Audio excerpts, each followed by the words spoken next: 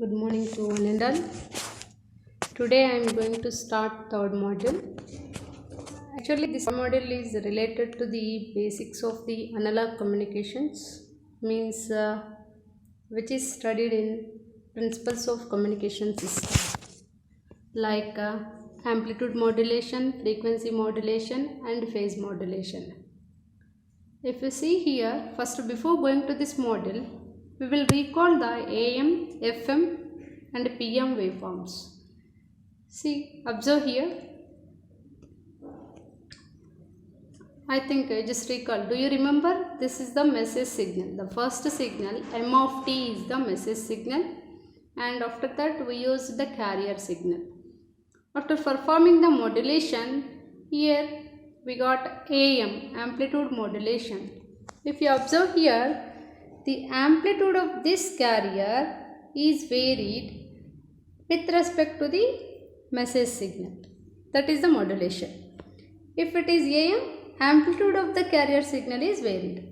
If it is FM, frequency of the carrier signal is varied. You observe here. And similarly, if it is PM, phase of the carrier signal is varied corresponding to the applied input signal or message signal. This is the concept we already studied in Principles of Communication System subject. By extending this in third module, we have, this is the topics of the third module: digital modulation formats. And this model particularly will study about coherent binary modulation techniques. Means in this basically we will discuss amplitude modulation, frequency modulation and phase modulation for corresponding keying techniques. Means here we are talking about digital. So we will get here ASK, FSK and PSK. That is coherent binary modulation techniques. Means majorly three techniques we have: ASK, FSK and PSK. Similarly, coming to the second topic, coherent quadrature modulation techniques. Means it is not belongs to binary, it is more than binary. Means QPSK, DPSK, all this. It is belongs to the QPSK, 4PSK, 8PSK, 4FSK, like that. Quadrature modulation techniques. Simply I can say MRA techniques, modulation techniques. And also coming to the third topic, non-coherent modulation techniques. You know already the difference, we discussed already what is the difference between coherent and non-coherent. Coherent means same carrier, what are the carrier we are using at the transmitter, the same carrier can be used at the receiver. That is called coherent techniques. Non-coherent means different, without carrier we can perform the receiver technique or demodulation. That is called non-coherent. Then after that, here in this model we will see probability error calculations for ASK, FSK and PSK, and similarly QPSK. And then we will see power spectral bandwidth efficiency. And similar to that extension of these topics, here we will see. Yes, I already discussed about AM, FM, PM. Before going to this, for performing the modulation, we need two signals, that is message signal and carrier signal. If it is amplitude modulation, amplitude of the carrier is varying. Frequency modulation means frequency of the carrier is varying. And phase means similarly the phase parameter is varying.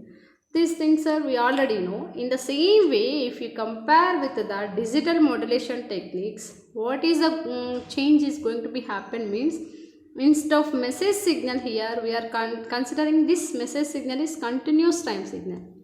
Here we will take some digital data. In digital keying techniques, instead of this message is nothing but data we are taking. Data is ones and zeros. Carrier is as usual. Then we will see what is ASK, FSK and PSK. See here. Here if you observe, See here. This is the digital signal, means instead of a message signal there we are taking the digital data. This is the input signal in keying techniques or digital modulations. The data may be either binary 1, binary 0. Then as usual carrier signal is the high frequency signal we are considering. So these are the input signals for the modulation. For performing any modulation we need two types of signals. One is input signal, another one is carrier signal or message signal. So here the message signal is the digital data and the carrier signal is the high frequency signal. Now as similar to that, compare with AM, here the ASK signal, amplitude shift keying. If you observe here ASK, the amplitude of the signal, amplitude of the carrier signal is same as it is when the input is binary 1. When the symbol is binary 1 input, the applied input is binary 1, we will get the same carrier signal is applied at the output of the modulator. If the input is binary 0, we will get the output is 0. Here some signal it is showing, but it is considered as a 0. So this is ASK signal. Similar to the coming to the FSK signal, if you observe here frequency shift keying, here we can say that is frequency of the carrier signal is changed. Observe here, when the input data is binary 1, then the frequency is high. When the input data is binary 0, the frequency is low. You just see, I have just separated with a dotted line. The frequency is clearly varied here. Means here the time period is less, so that frequency is high. In FSK signal, all of you see the FSK signal. Here the time period is high compared to the previous, so we can say frequency is less. The frequency of the carrier signal is changed. So that is frequency shift keying. Now coming to the PSK. PSK, if you observe the name itself, phase shift keying. The phase of the carrier signal is changed corresponding to the applied input data. Here see, when the input is binary 1 and the input is changed 1 to 0 means, if you observe the middle dotted line, the phase also changed. And again if the input is changed from 0 to 1 means the phase also changed.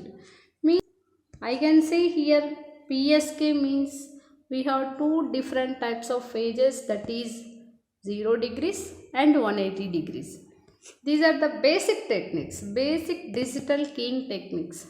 I can say we have three basic digital keying techniques, that is ASK, FSK and PSK.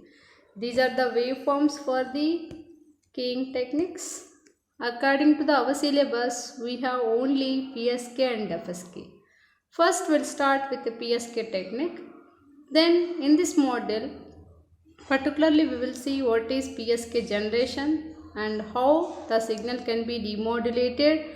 After that, we can see the calculation of probability error for PSK. Similarly, we will see for FSK.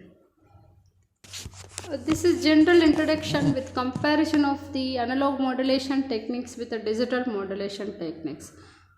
Okay, now we will see the third module. Before going to the actual topic, we will see what is the type of the message signal here we are considering, what is the type of the carrier signal we are considering. We will see this. See, before going to this technique, PSK, here I am showing some trigonometric formulas. You must know all these formulas for evaluating probability error or demodulation. In modulation, the formulas can be used for evaluating in digital keying techniques. I think you know all these 6 formulas. Anyhow, go through once. After that, we'll see the next topic is modulation. Here modulation, already we discussed many times. Modulation is the process of changing the characteristics of the carrier signal with corresponding to the applied input signal. You remember, here the input signal is the binary data signal, and carrier is as usual, that is sinusoidal signal you are considering. Here if you see here, let us consider the general form of the carrier wave, that is equation 1 you see. S of t equal to A of t into cos pi of t or theta of t. Here this is the carrier signal I am considering, and after that elaboratedly this carrier signal can be rewritten as in equation 2 S of t equal to A of t into cos omega t plus pi of t. You observe here, this signal is most important signal because based on each parameter we have one digital keying technique. Observe the equation 2. Equation 2, A of t represents the amplitude of the signal. So if this parameter is changing, we can say that is ASK.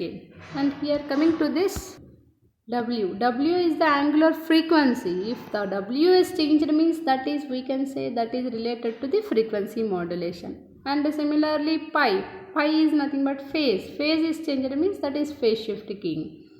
Here this signal can be rewritten in terms of power is, that is equation number 5. If you see, by taking RMS voltage we can take amplitude A equivalent to square root of 2p cos omega t. So in this slide what I want to show is nothing but we are representing the carrier signal in terms of power and energy. Majorly in terms of energy we have represented. That is equation number 6 if you observe. Why we need to represent means by using this equation 6 only we are evaluating probability of error for different digital keying techniques. So we must know the relation between power and energy, that is P equal to E by T. Anyhow, this slide only just introduction, what is the signal we are considering and how the energy and power is represented in the carrier signal.